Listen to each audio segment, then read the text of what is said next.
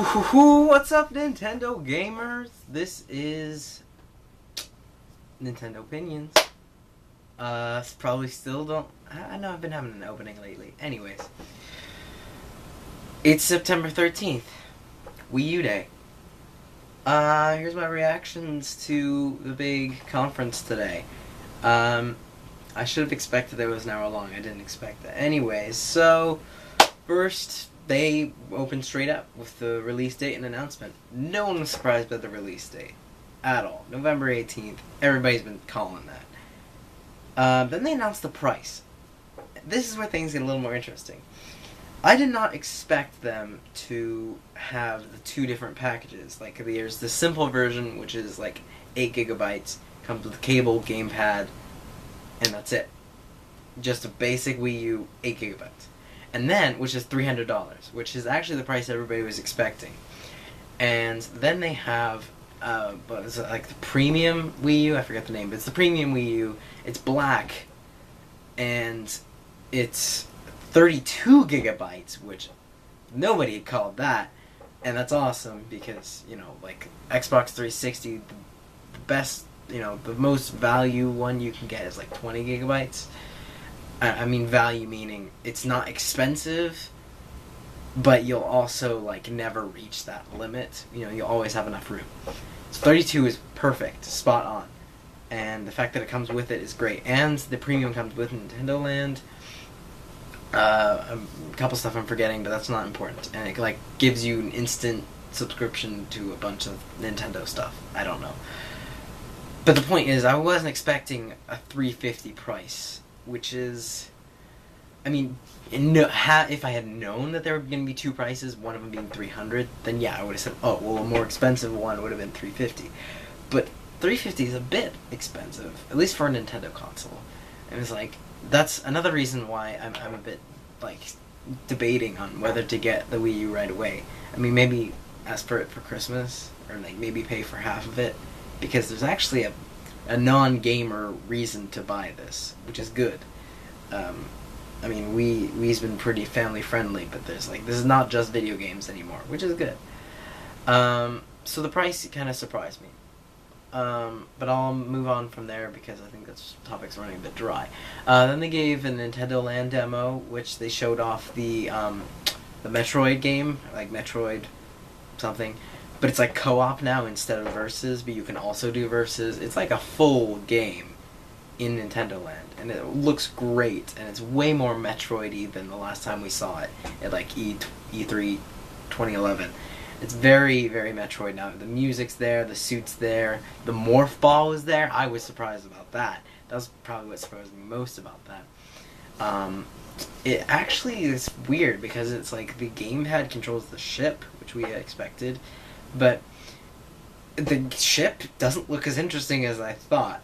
The ship, well, maybe it's just to demonstrate asymmetrical gameplay, but just the ship is not at all what I expected. I expected the ship to be really powerful and just a support. And yes, it is support, but this all it does is just shoot. So it's like basically a flying version of the other person. And I expected a little bit more from that. But I was way more interested in what the person was doing with the Wiimote, because he seemed to have a more interesting job than the person flying the gamepad. So that looked really good. They announced like a Mario Chase or something, which was the demo we saw in E3 2011 last year. They also announced the Pikmin one. Yeah, and they talked about Lego City Undercover a little bit. I'm not as enthusiastic about this conference as I was hoping. I mean, I'm not disappointed with it. I'm not disappointed with it. I'm not going to say that. I'm satisfied with it. Yeah, so I'll elaborate on that in a bit. Then they talked about Nintendo TV, which it's a useless way to spell it. The TVII, completely useless. Not necessary. I don't know why they did that. But anyways, it seems pretty cool. However, I'm questioning whether, how limited it is. Basically, combined, I'm sure, I'm not going to give you guys all the details. You guys probably watched this already. You just want to hear my opinions. So, I think it's a great idea to combine all the entertainment like that. I'm not a sports fan, so I wouldn't use that. But just that quick access to all the shows you want to watch, and the fact that it's connected to everything you're subscribed to, that's great too. Really, I'd only have Netflix. That's the only one I'm connected to that they gave. But then they showed TiVo, and they said DVR. And I'm wondering if that means all DVRs or just TiVo. Because I have a DVR, we have a DVR in our living room, but it's like Frontier, which is like Verizon or something. So it'd be nice if it connected to all of them and not just TiVo. If it is just TiVo, I'd be disappointed. Anyways, moving on from Nintendo TV. They announced Bayonetta 2 as a Wii U exclusive. Never played Bayonetta 1. I don't know my thoughts on it at all. Then they gave Project P100 an official name. I already talked about that. I played that at PAX. Then they gave a bunch of Activision games, which I was expecting a little bit better from Activision, but then they showed like not Metroid. What am I saying? What's it called? Transformers, and then they showed Skylanders, and then they showed little clips of a shooter that I wasn't sure, and I was like, when the guy, as soon as Reggie Fils-Aimé said, and now we're gonna have Activision up, I was like, just say Black Ops. Say the word black and then the word ops, and I will be happy. I had to wait like 10 minutes for him to even mention Call of Duty. Ridiculous. It was so horrible how long I had to wait for him to say that, because all he was talking about was stupid Skylanders, and not that I'm hating on Skylanders, but I never played it, and I know it's a kid-oriented game. They're talking about Skylanders, stupid Transformers Prime, which is nowhere near as good as the were for Cybertron games. And then they talked about 007 Legends, which is good. I'm glad that's there, but we already have the new 007 on the Wii, so I may or may not pick that up if I get a Wii U. So I was just like, come on, just say it. And then finally he says it, and I was just... So I was excited, because, and then I watched the IGN crew's impressions of the Black Ops, and they're very happy with it. And basically, it's everything you would expect from Wii U Black Ops. Split screen can be divided between the two. Which, can I ask you guys a question? Is that really better? Because, yes, you don't have to see someone else, like, maybe it's distracting to you to see someone else moving right next to you, but if you think about it, your TV screen is pretty huge, right? I mean, most people's TV screens, let's say you got like a 40-inch TV. I know that's relatively small nowadays, but let's say you do. You have 20 inches of a screen, right? I don't know if that math is correct, but I'm cutting it in half, should be 20. So you have 20 inches, which is not bad to play a Call of Duty game, but you're sacrificing that, which I think you can still do that if you don't like playing on the gamepad. But you're sacrificing 20 inches for 5 to 6 inches. You're cutting that to a fourth just so you don't have to see someone else. So, and especially since I played the Wii U gamepad, the screen's not as big as everybody thinks. So, yes, it's great. Yes, it looks good. And I don't know if you guys seen this video, but the IGN guy who played this, he said that even if you're doing single player, and even if you don't want to use the gamepad and you just want to use the Pro controller or the Wiimote, you can still like manage things using the touchscreen. So you can be like control here and then lean over really quick, change some stuff on the touchscreen, and go. So that's awesome. Again, I'm not going to edit this video because I'm very short on time. So the Black Ops 2 looks awesome, and it's got zombies, it's everything, and maybe even more from the Xbox games, the Xbox version and PlayStation 3 version. Next, I want to quickly mention Darksiders 2 on the Wii U. It's got all the DLC plus the pre-order bonuses. So that's a big bonus if you actually waited for, you didn't get the PS3 one or the 360, and you're waiting for the Wii U one. So that's good for you. You probably chose smart because you only have to wait another 2 months for a game that came out a month ago. So you only have to wait 3 months more for more content for the same price. So good on you. I basically covered all the main stuff. Nothing immensely surprising. Oh, one feature I forgot to talk about was it's been teased before, but we never realized it to this extent. IGN went into detail on this. Tekken Tag Tournament 2 Wii U Edition looks freaking insane. All the characters, which is like Hanachi, I forget their names. I used to be a Tekken fan, and then I don't know what happened. I had Tekken on the PlayStation 1.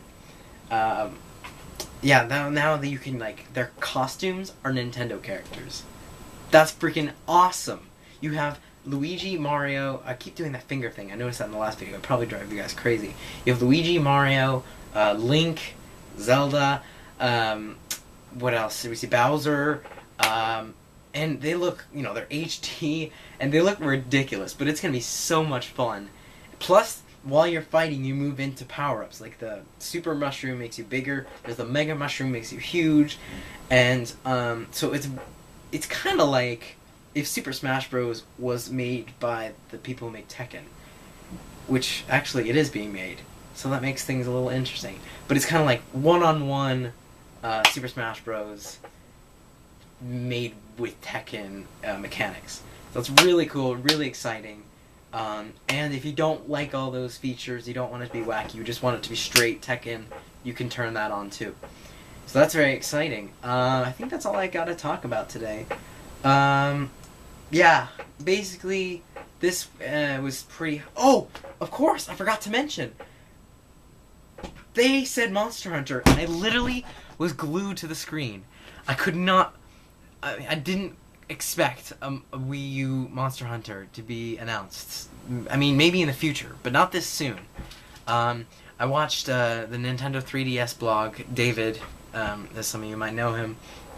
I watched him, he said that there's going to be a Nintendo 3DS Monster Hunter game. He said by the end of this year, based on a rumor.